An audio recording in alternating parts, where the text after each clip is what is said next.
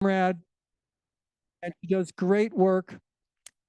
And those of you on Zoom, I want to say we're really glad you're here. We're sorry for some of what's going on. We've been Zoom bombed a little bit, or a lot of bit. And we don't know what's going on, but we do know that you people in Zoom are out there. How many people are out there and listening to us remotely, Tom? Do you know?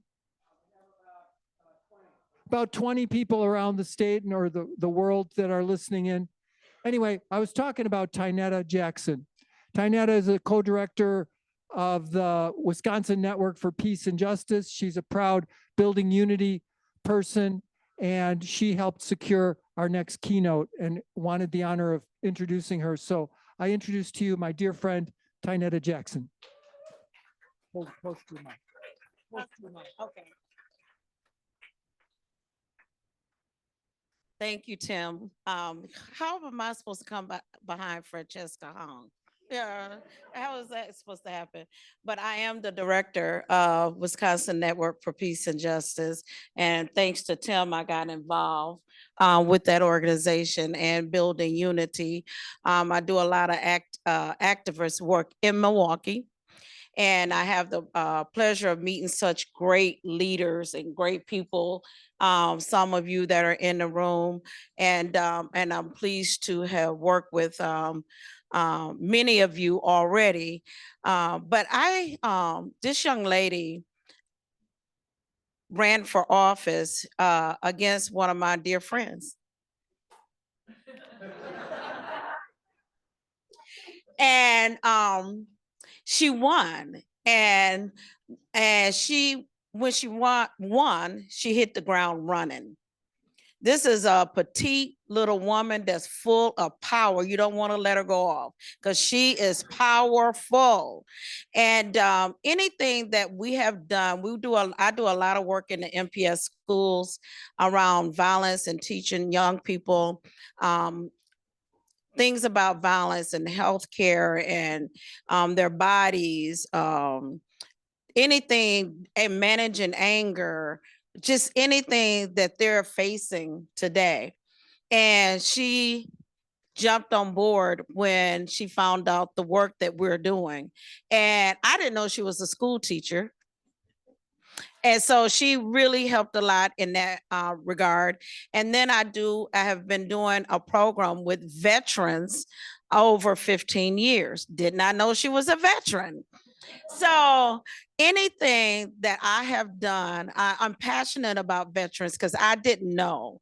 You can hear and you always say thank you, but I have a dear friend they did a documentary on, and he let me walk with him in his shoes and just to see the life and what they go through, the PTSD. And I had a new respect for veterans. I have been committed to do the work. And then I said, we don't recognize our women veterans as well.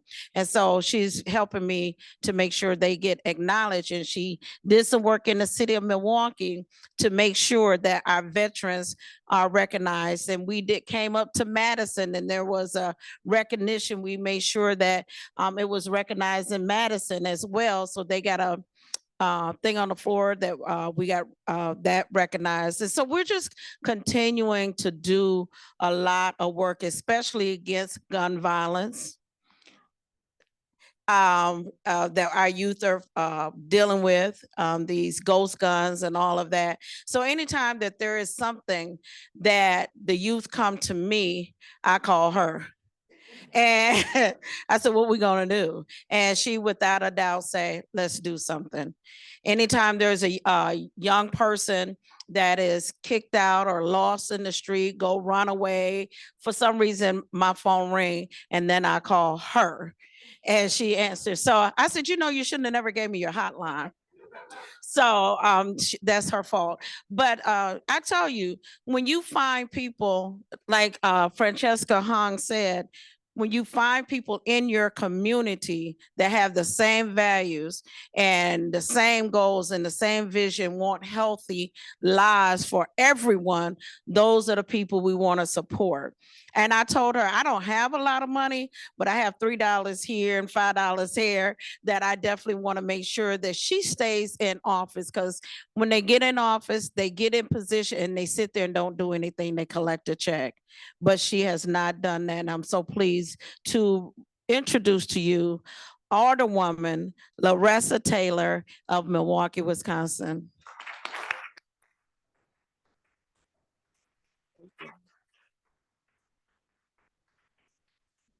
Good morning. Good morning.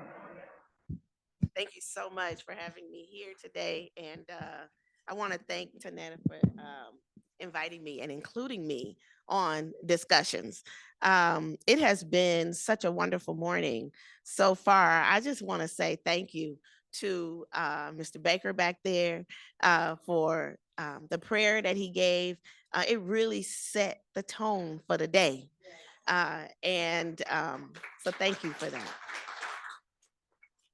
I want to say thank you to Ms. Hung, Representative Hung, because she really talked about a lot of important issues. And as Ms.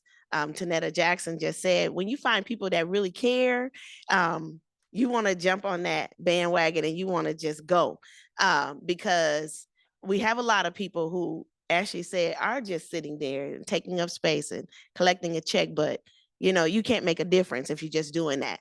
And so when you can build a team of people who really care, that can work with you, you want to just jump right on that. And so thank you so much for allowing me to be in that same space with her. Her speech was very powerful. And I really appreciate that she touched on so many things, from taking care of each other, checking in with each other, being there for our children, being there for those that are less fortunate, because that's what it's really going to take for us to really make a difference. So I do thank her for that. And I thank Tanetta for everything that she does, and everything that she does bring to me. I don't mind working. I tell people all the time, just call me and I'll come. And so I'm greatly grateful that I can do that right now. So I just wanted to say all of that before we get started. So I was asked today to come and, but let me just reintroduce myself, because sometimes I forget to do that. And then people go, well, who is that? But again, I'm Laressa Taylor from Milwaukee, the Alderwoman for the 9th District in the city of Milwaukee. I'm so proud of that district. And so I like saying that. It's a lot of things that we're trying to work on, trying to get done, trying to make sure that we have equality and fairness for everybody. And so I really do love the work that we're doing.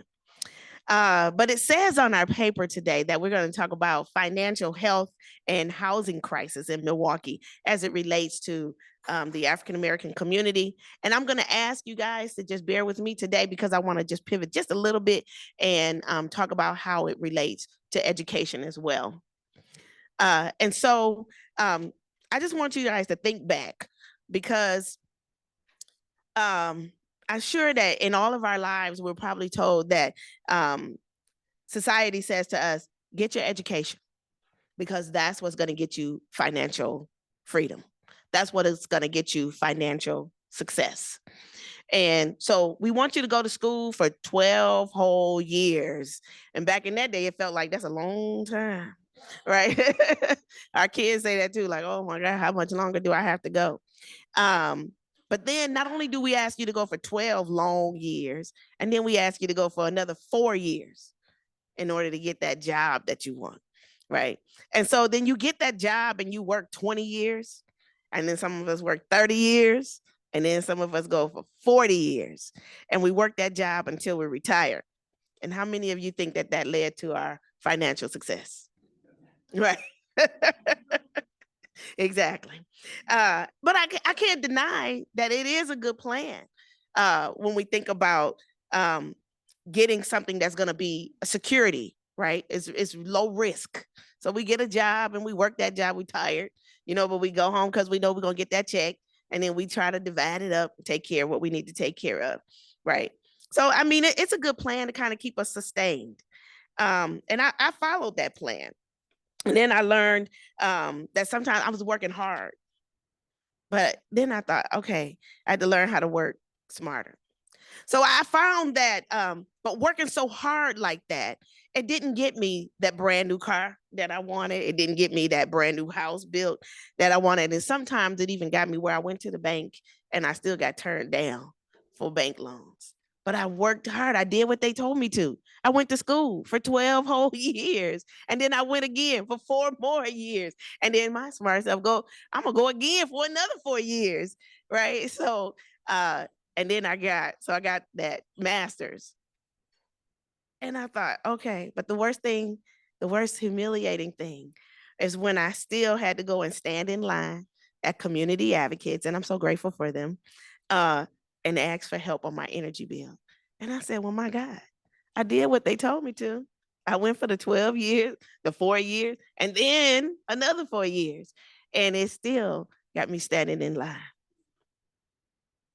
So I said to myself as I stood there, and it was cold, y'all. It wasn't like it was hot, it was cold.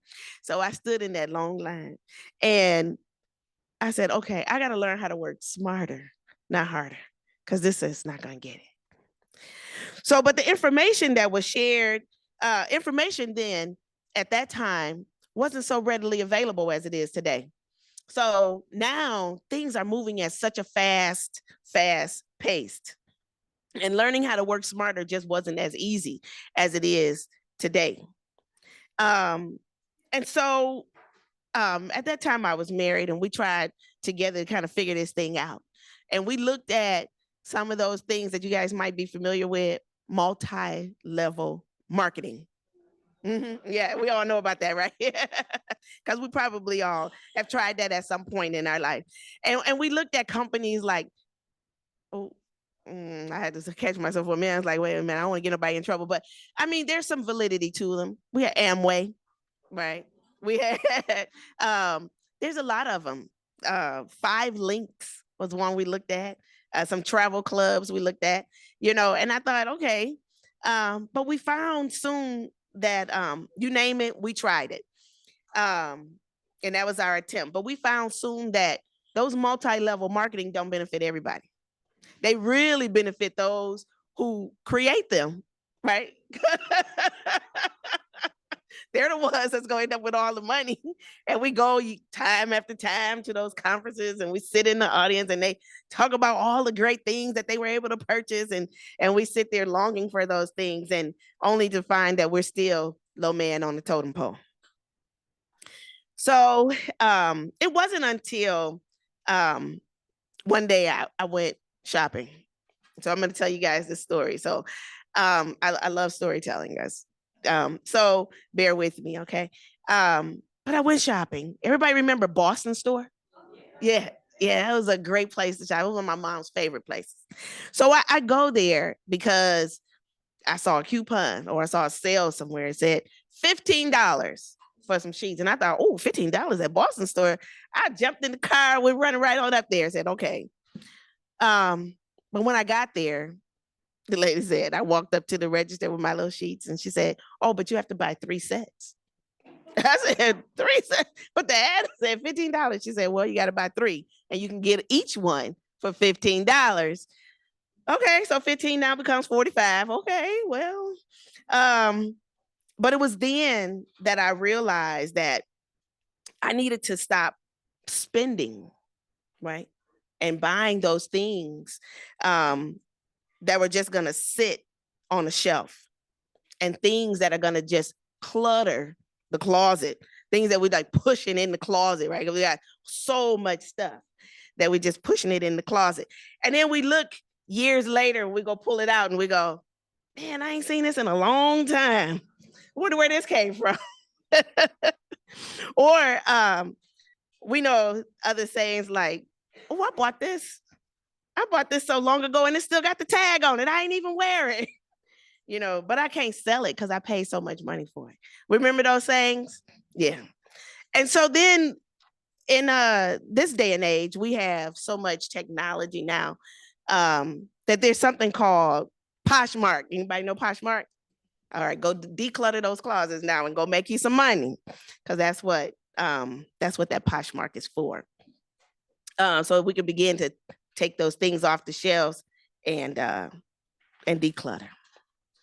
Okay, but all kidding aside now, it was during that COVID time that I was still working hard, but this time I had to learn, I cut back. And so instead of taking that whole $45 and buying 3 sets of sheets, which I didn't need because I only wanted one, I went to Walmart, got the one set for 15 and put the other 30 in the bank. And then, now I began to realize what it means to build wealth. Right. And then I heard somebody say during this time, because, during COVID, we stuck in the house. We're listening to all kinds of stuff, looking at things, listening to things. And so listening to the radio, I heard somebody say, make money work. And I said, make money work. So of course that caught my attention. And then they said, put money to work. Learn how to make your money work. So I said, okay, I got to figure that out. Okay. Because I'm working hard, but I need to make money work. And that sounds like a smart way to do things. So we're going to figure this out. So what do you think I did? So there's a movie called Jerry Maguire. What does he say in that movie? Cool. Show me the money. Right. Or follow the money. Show me the money. So I said, okay, show me the money. So where am I going to find it at? So then I started to look for people who actually had the money. Right. And I started to buy books that talked about how to make the money. Because how else am I going to learn? When somebody's doing something, right, and they're successful at it, that's the person you want to follow, right? When you're sitting in the classroom, you want to sit next to the person that's getting the A. You don't want to sit in the back with the person that's not getting the A. That's not helping you, right? So that's what I wanted to do, was find the people who was making the money and they were living like they were making the money. So whether it was through the internet or in books, that's what I wanted to find and see exactly how were they making this money work. So here's an example of that money working. Let's say that you, in your bank account, you got $1,000. We'll just start right there. And you go to the bank. I put $1,000 in there today. I go back tomorrow. What I got? $1,000, right? So that money's just sitting there like a couch potato, right? It's doing nothing, just sitting there. That money is not working for us. And we need to figure out how to do something different. So as I began to look through these books and talk to the people and listen to the people that had the money, I started learning that there were some things that you can do with money so that it's not sitting there like a couch potato. So where you can begin to earn a little higher interest rate. And that could be through private money lending, through apps on your phone like Robinhood, where you can make investments. So you want to start thinking about those things, like how do I handle money in that respect? What am I going to make it do for me, right? And so then if I start to invest or do something like private money lending, and I can start charging like 12% on the dollar. So now I take that $1,000 and I lend it for 12%. What am I going to make back? $120. So now instead of just having that $1,000, that don't sound like a lot, but it's still $120. And all I had to do was loan it and then get back the 12% return. So no, that doesn't sound like a lot, but wait, what if it's 10,000? And now I loan out that 10,000 and I want 12% back. That's $1,200. So now I go from 10,000 to $11,200. Now, do we work one day in a week and just go home and think we're going to pay for our bills? No, we don't. So that money can't work one time. And then that's all we do. We're going to make that money work today and tomorrow and the day after and the day. We got to keep making it work. so that we keep building that interest rate, right? So that we can begin to build that financial wealth. See, financial literacy is something that we talk about a lot, but we got to learn how to do it. And so we look at, here's another example. Sometimes we go out, we buy a house. Buying a house is like having money in the bank, right? How many of you know that? We get that house, okay. And then we think about it like somebody tell us we got equity in a house. So we're going to take that equity. Now, look, we just talked about poor spending habits, right? So we don't want to take that equity out and just go buy more stuff. But you can take that equity. Let's say you got about 20,000 in a equity. Go buy another house. That's enough for a down payment on another house. Work with that one a little bit. Take the equity out. Go buy another house. You see what we're doing now? Now that money is not just sitting there. Because if it's just sitting there and you haven't done anything with it, it's still sitting there. But let's make it work. Let's make it do something for us every single day.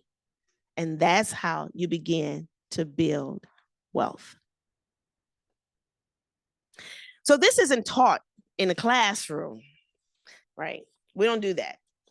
So, but before I get there, I want to tell you one more thing. So I said, let me make sure that I get this little secret out because we don't think about this. At least a lot of people don't.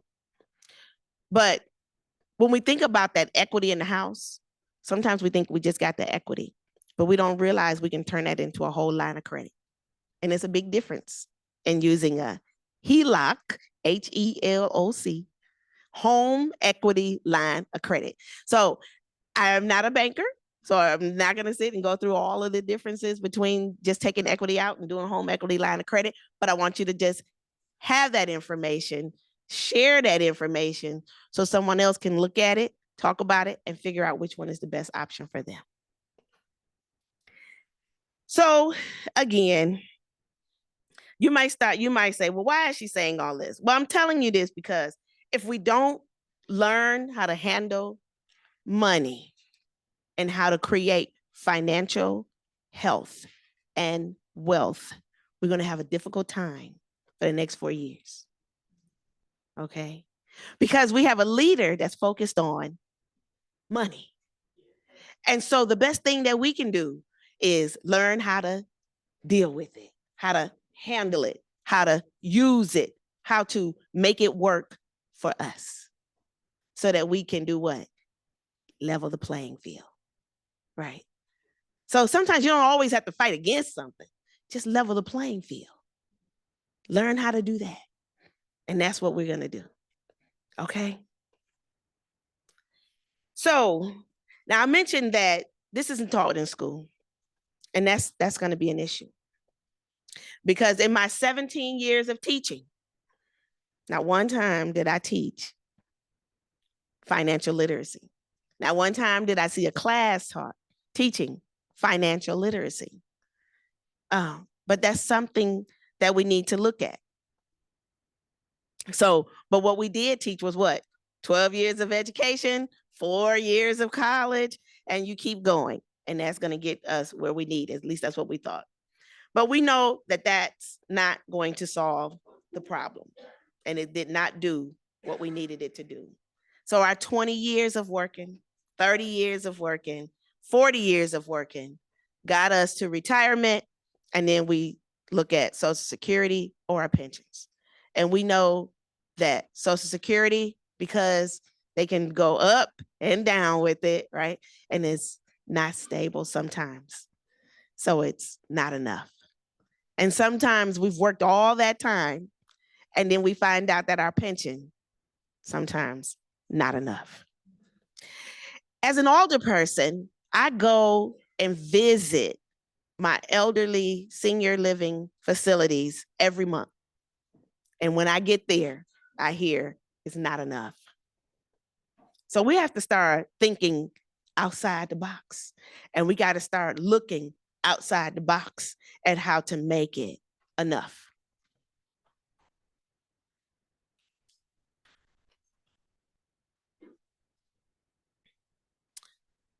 So I try to, again, as alderwoman, I try to support small businesses. I try to teach this thing about financial literacy.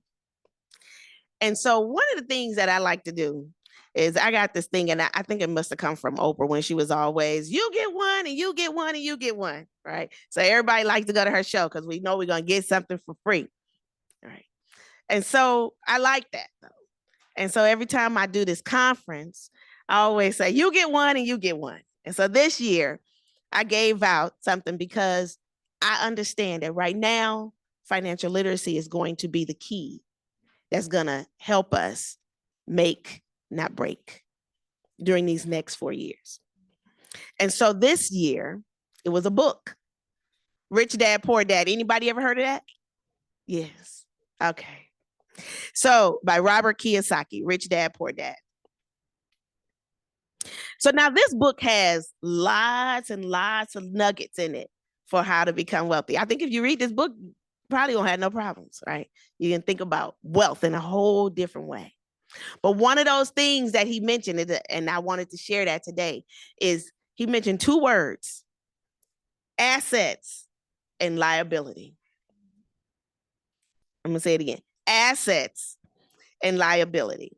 And so your goal is to build more assets and decrease liability. Assets are those things that you're going to bring and that's going to make money for you. Liabilities are those things that are going to cost you money. And in order for us to build that financial wealth, we got to stack on this side with the assets and reduce the liability.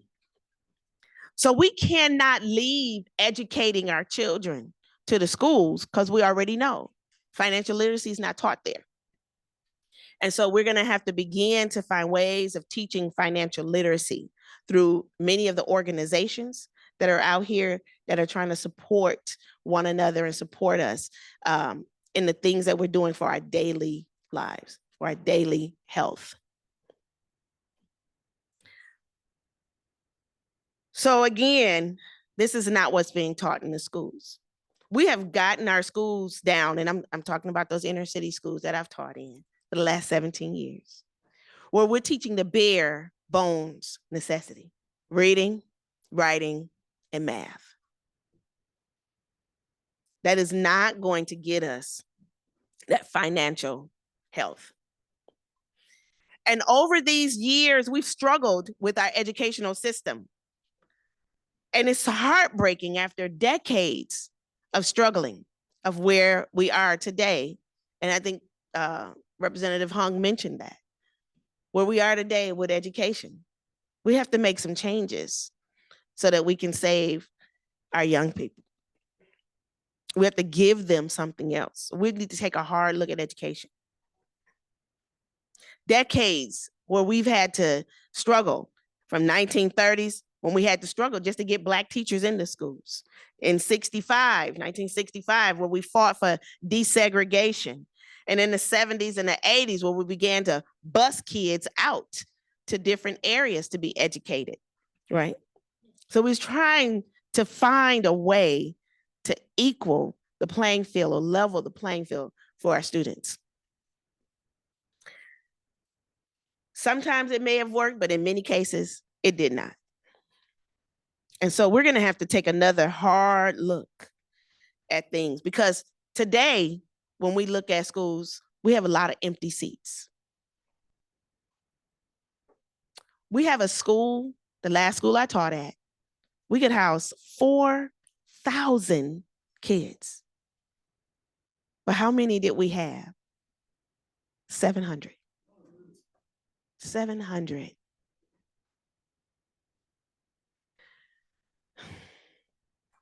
That's an empty school. That's an empty school. And so what do we do with that? So they look at that and they say, well, we got schools that are underutilized, so we're just going to close them. These are neighborhood schools. So we're back to busing. Now we got to ship them out again. because the neighborhood schools are going to close, right? Is that the answer? No, that's not the answer. What we need to look at is the style in which we are teaching. Because why are the schools so less students than what is capable of holding, of housing? So that's a lot of issues. And I'm going to tell you, I can really go on a soapbox about that, but we're not going to take all your time today. So we're going to keep it. I'm going to stay focused. So instead of looking at the traditional just teaching reading, writing, and math, and selling our children on this pipe dream of go to school for 12 years, get 4 more years, and then you're going to have financial freedom, we're going to change a little bit because we have to figure out what's motivating them. Financial literacy. Financial literacy is what can lead to financial health. And so in this age, we have social media. I mentioned that. Social media is a driving force for many of our young people today because information is really being thrown at them so fast and they get to see so many things. Remember, I talked about before that we didn't have information so fast to teach us how to work smarter. But now we got social media. And every time you open your phone, something else popping up. Right. And there's somebody talking about how to make more money. And some of it's good, some of it's not. But I think we need to take our education and we need to look at what does it mean to teach in this 21st century? Because the skills that our children are looking for is a little bit different. Now, I'm not saying, because I'm a teacher, so I am definitely not saying not to teach reading, writing, and math, because we know that that is the foundation, right? So we definitely need that. But to motivate and to give our children hope, we're going to have to do something a little bit different. And I'm going to tell you, there's times where I stood in that classroom and I said, I cannot compete with social media. How am I supposed to do that? Because I'm standing up front and the kids are standing there with the phones. Right? So I have to make sure that I'm doing something that is captivating to them. And so I began to think about what I need to do. I had to go back to that line again from Jerry Maguire and say, what? Show me the money. Because that's what our children are looking at. They're like, wait a minute, but this person didn't do all that education. Look how much money they making. And that's what they want. And so during my last years of teachings, I thought about that. And I said, you know what? I need to start talking to my students more about how to handle their finances so that they can get that financial freedom. But at the same time, when I began to draw them in, because we're starting to talk about that thing that interests them the most, then I can still keep going with my reading, writing, and math. And so I started talking to them about, now mind you, I had to go back a little bit because I have to let you know that, yes, I taught all grades, but I did most of my time with high schoolers. So I could help them begin to transition from high school to real life. And so we began to talk about getting that job. A lot of them are looking for, well, I just want a job. What are you going to do with that job? What are you going to do with the money you make from that job? Are you going to spend it all on what? You know, remember we talked about assets and liabilities. So I had to start telling them what's the asset and what's the liability. Tennis shoes is not an asset. That's a liability, right? They're not going to last long. They're not going to make me no money. So we had to talk about that. And so I had to talk to them a little bit about saving. One of the lessons I learned a real long time ago when I was raising my own kids is take that check. And I think actually probably before I even had a job, take your check and divide it. Put some in the bank for a rainy day. Take care of your bills, right? And then you can live off some. So I began to talk to them about how to handle that check. But one of the things that they still weren't very clear on are those assets. When do I get those assets? Right. And even during some of the conferences, I started talking to them. Do you have to wait till you become an adult to begin your career, to begin to do those things that you love to do? No, you don't. If you really love it, if that is your niche, start doing it. We had students started making hats and selling them, because they began to understand that, oh, I can crochet. I'm gonna crochet some hats, And so you begin to teach them how to hone in on those skills and use those skills, right? But build assets. And when I started talking to them, now remember, we're talking about young people from the inner city. And I began talking to them about buying a house. Their response, I can't buy no house. I said, no, you can. When you turn 18, you can. You can buy a house.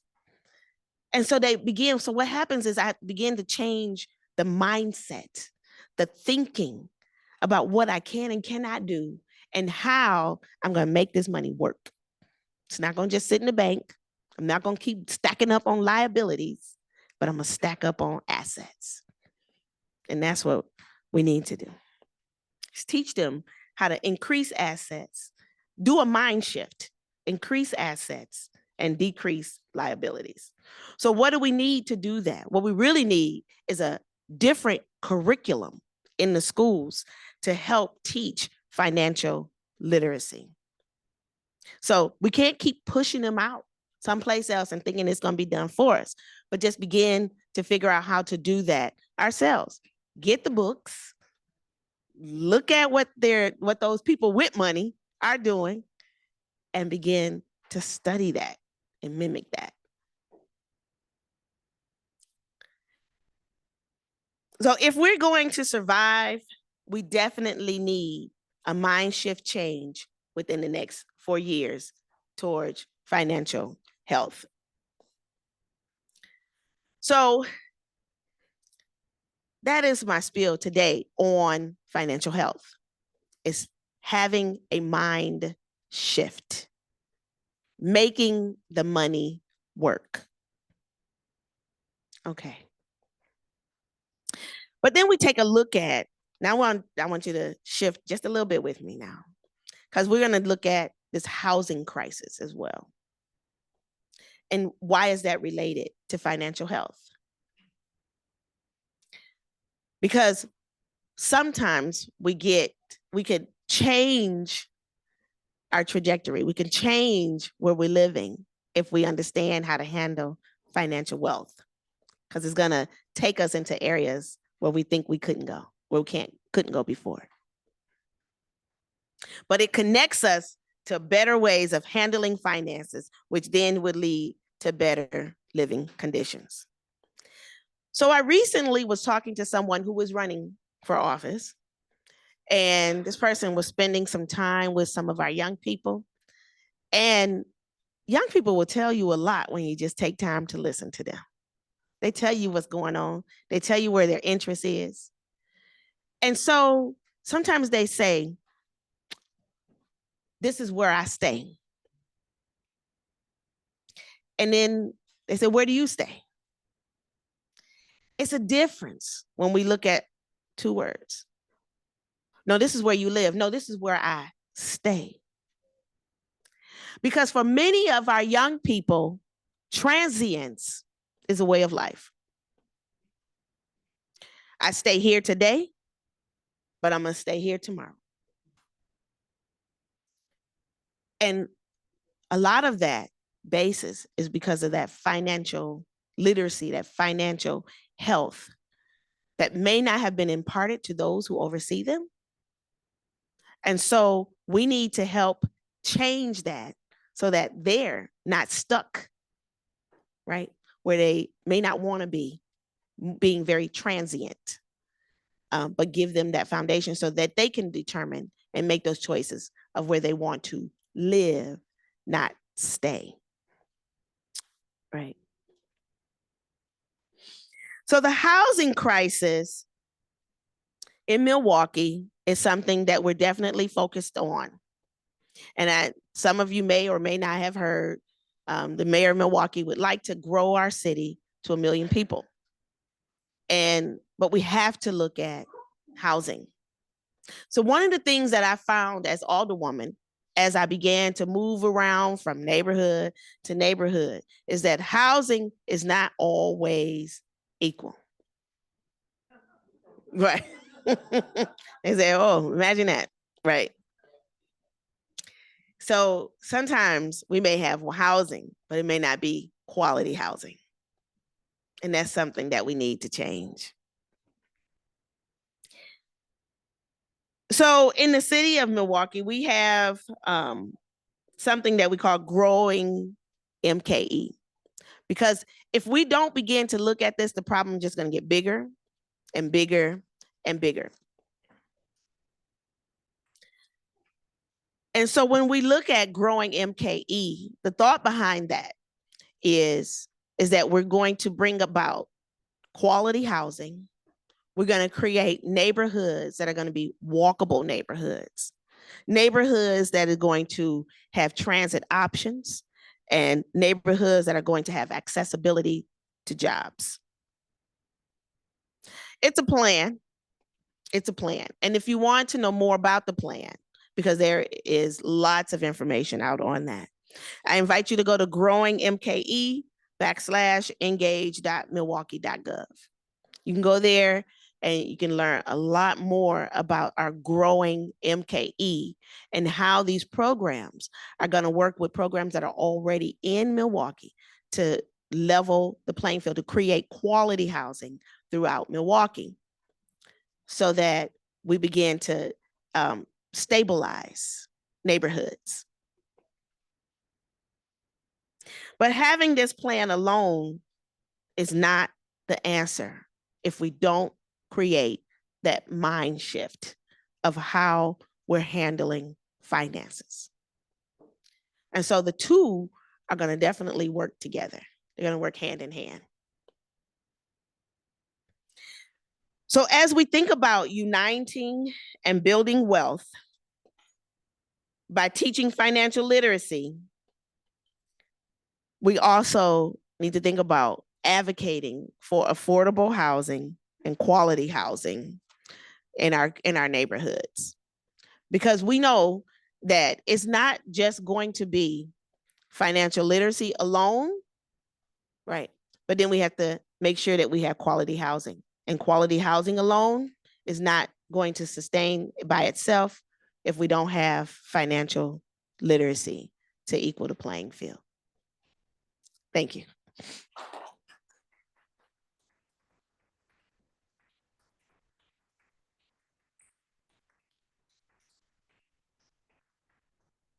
Thank you so much, Alderwoman Taylor.